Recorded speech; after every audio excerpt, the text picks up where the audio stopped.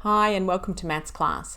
In this video we're just going to go through a single example which is from the section on determining normal probabilities, but we're not determining the probability here because if you look at the question, this is one of those examples where we're given the probability and we're asked to find where is that boundary line, the cutoff line for that probability. But what makes this question different, it's not difficult, what makes it different is that I've got C on either side. So I'm just going to start this question by doing a quick sketch so that I can gain an understanding of what is happening in this question.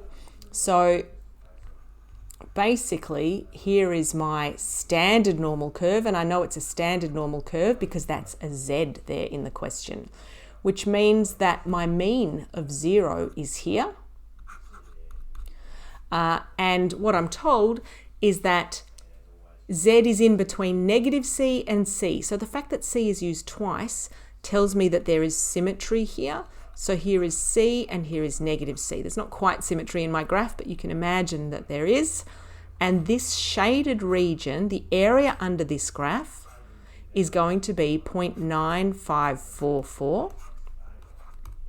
Because if you remember, the probability is the area under the graph for a normal curve. So if I know the area under the graph, then I know the probability of a value falling within this range from negative C to C.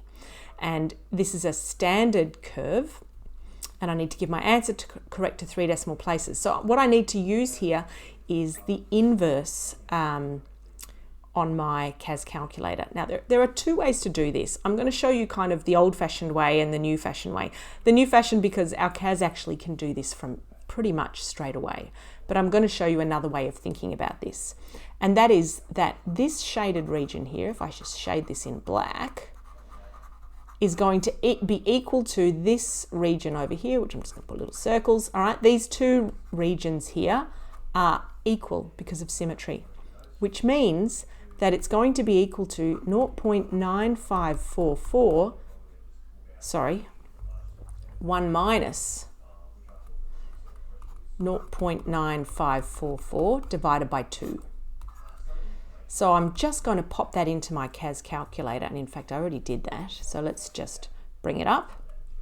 And I can see that I've got 1 minus 0.9544 over 2 equals 0.0228.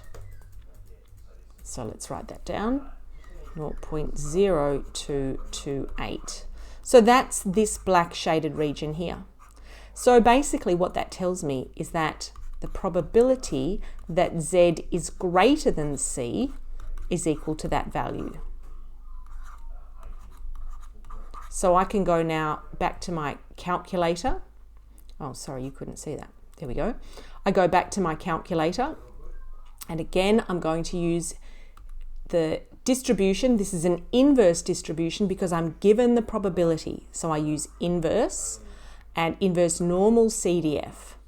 So instead of a left tail, I need a right tail because on this graph here, that's what I've got. I've got C and greater than C, so I'm using the right tail.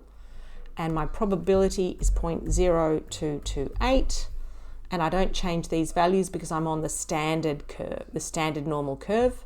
And I hit OK, and I need to 3 decimal places, so I've got 1.999, and that's basically it.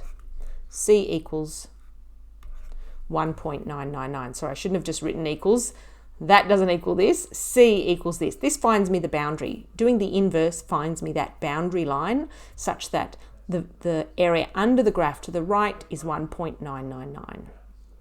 Now, I'll show you the other way. I said there were 2 ways, so I'm going to show it to you. Your CAS can actually go straight to this by doing, if I go back to my interactive distribution inverse, and it's a normal CDF still, I can change this to a center. So that means I've got no tail. I've basically got a center, and this does assume symmetry.